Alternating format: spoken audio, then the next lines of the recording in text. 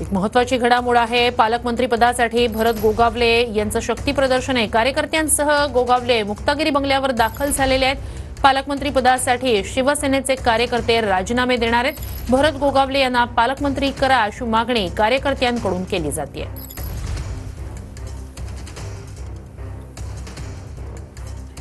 अधिक जाणून घेऊया आपले प्रतिनिधी निवृत्ती बाबर यांच्याकडून। निवृत्ती, दृश्य आपण पाहतोय, कार्यकर्ते मोठ्या संख्येने आहेत, काय नेमकं त्यांचं म्हणणं आहे?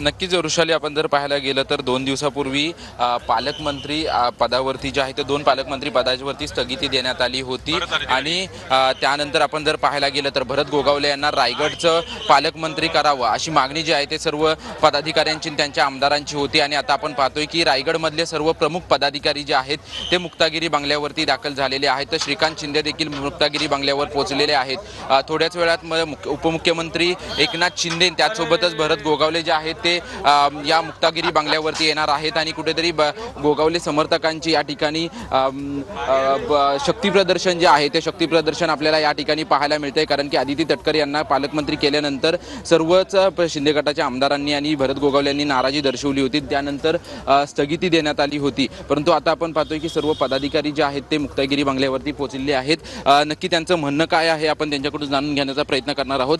काय नक्की तुमचं एकंदरीत म्हणणं आहे? भरत गोगावले यांना पालकमंत्री करावं अशी मागणी होती तुमची, या ठिकाणी जमलेल्यात, काय म्हणणं आहे तुमचं?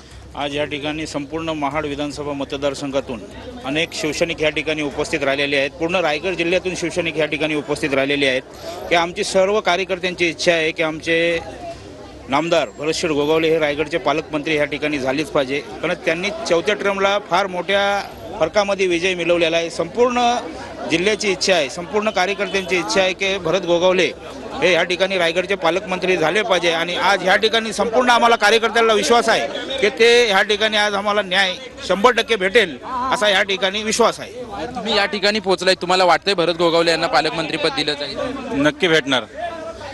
आमच्या आमदार साहेबांचं आमच्या तालुक्यात चांगलं काम आहे, अख्ख्या जिल्ह्यात त्यांचं काम आहे आणि सगळ्यांना घेऊन व्यवस्थित काम करत असतात, त्यामुळे त्यांना पालकमंत्री नक्की भेटणार ही आम्हाला अपेक्षा आहे।